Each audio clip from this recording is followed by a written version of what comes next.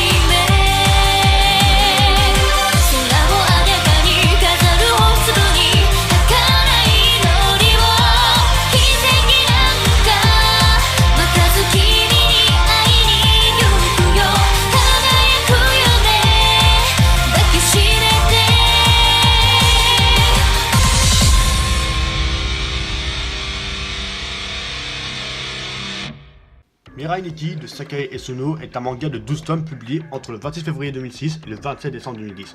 Le manga a reconnu un tel succès que 2 jeux sont sortis sur PSP en 2010 et 2012. Il y a eu aussi un animé de 26 épisodes plus 2 OAV diffusés du 10 décembre 2011 au 16 avril 2012. Stop! Ici Tatsushiro. Alors, au moment où je enregistre ce message, je suis actuellement en train de monter la vidéo sur mon autre PC. Donc la qualité est légèrement meilleure. Et je viens de me rendre compte que je viens de dire une grosse connerie, puisqu'il n'y a pas 2 OAV, mais il y en a 9. Juste petite précision. Il y aurait eu de recyclage de la part du cinéma japonais puisqu'un drama sera sorti. Il aura connu un tel beat qui sera diffusé du 21 avril 2012 au 30 juin 2012. Ouais, à peine 2 mois. Comme d'habitude, je vais spoiler, donc si vous n'avez pas vu l'animé, allez le regarder puis revenez voir la vidéo. Sinon, ne faites rien. Mirai Nikki se déroule au Japon, où nous retrouvons l'un des personnages principaux, Yukiteru Amano, un jeune collégien qui a pour habitude de noter tout et n'importe quoi sur son téléphone. Le jeune homme peut rentrer en contact avec Dieu qui doit vite trouver un successeur et organise un battle royal. Étrangement, le téléphone de Yukiteru se mit à prédire l'avenir. Le jeune homme échappe plusieurs fois à la mort grâce à son téléphone et également grâce à Yuno, une fille de sa classe, complètement timbrée, mais mignonne. Alors déjà, esthétiquement, c'est plutôt joli. C'est pas extraordinaire, mais ça passe. La musique est plutôt cool, surtout l'opening 1 qui défonce sa race. À ce tarif-là, on peut se dire que le reste de l'animé est de même qualité. Non. Alors j'arrête tout de suite.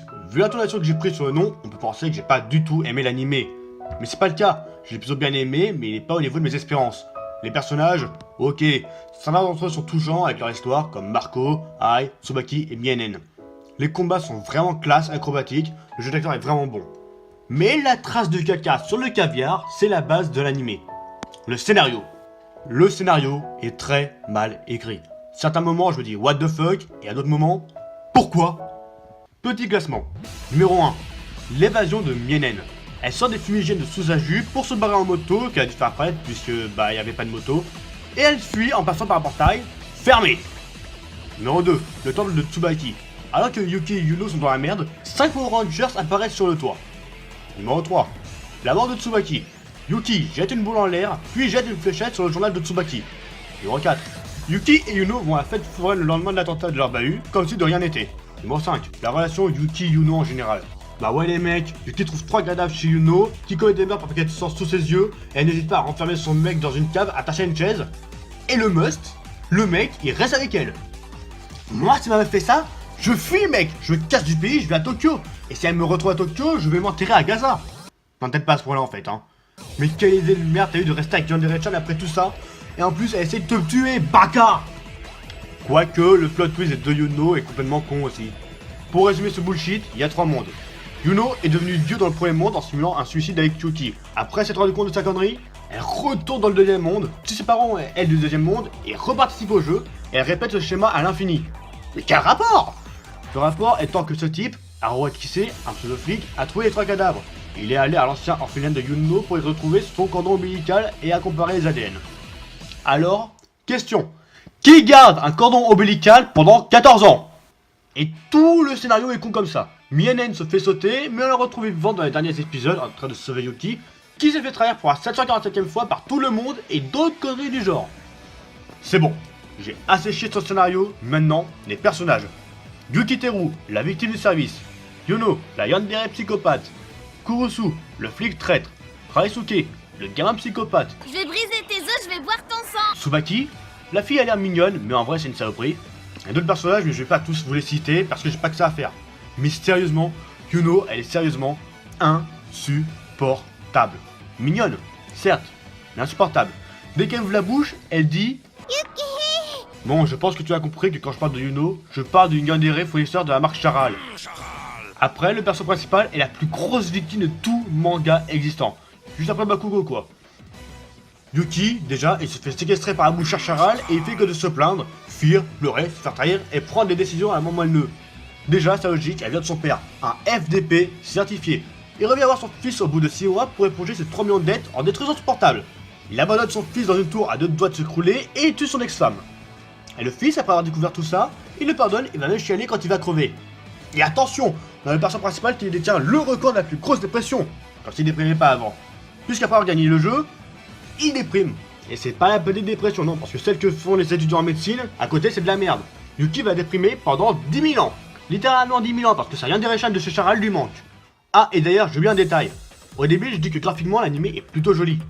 Mais en fait, un plan sur 3 est vraiment moche. Sérieux, on t'offre un opening irréprochable et après on te démoule une qualité visuelle qui alterne du plutôt beau à dégueulasse.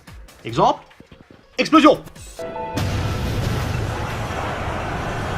Ouais, ça c'est une explosion d'un bâtiment dans Mirai Nikki. Mais sérieux, les participants, ils ont été tirés au hasard ou quoi? Bon, il y a des personnages qui méritent d'être dieux, comme 8 pour son côté protecteur, ou 12 pour son sens de la justice, mais le reste non. Entre un tic qui considère ses chats comme des dieux, un gosse psychopathe, une terroriste et une chef de culte démoniaque, j'imagine pas le merdier dans lequel serait notre monde. Bon, je vais être honnête, même si c'est une bonne série, Mirai Nikki est assez décevant.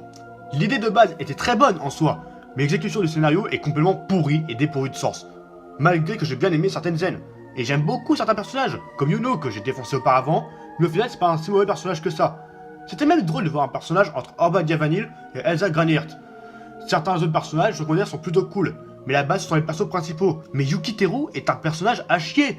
Ce type ne fait que de se plaindre, pleurer et fuir. Les personnages secondaires sont bien plus intéressants. Honnêtement, d'habitude, je suis exagérant quand il s'agit de descendre un animé ou un jeu. Mais là, je vais accorder une exception. Même si c'est un animé décevant, je lui accorde un 75 sur 100, ce qui fait 15 sur 20. Je note le perso principal à la ramasse, même pour la qualité graphique à certains moments, et le scénario sans logique. Mais ça reste un animé assez sympathique au final. Et voici ce qui conclut ce 3ème critique manga. J'espère que vous aura plu. Si c'est le cas, n'hésitez pas à lâcher un like, à partager cette vidéo, et si c'est pas déjà fait, à vous abonner à la chaîne et à activer les notifications. Sur ce, moi je vous dis à bientôt pour une nouvelle vidéo. Ciao! J'ai l'habitude de dire impossible n'est pas français. Y'a longtemps que j'ai trouvé ma raison de vivre. Rien n'est plus beau que de se sentir libre. Même aveuglé par lampe torche de Schmitt, chante encore la plus belle mélodie. Ma façon de vivre est plus que là, passer là au crime. Un lion ne meurt jamais, un lion.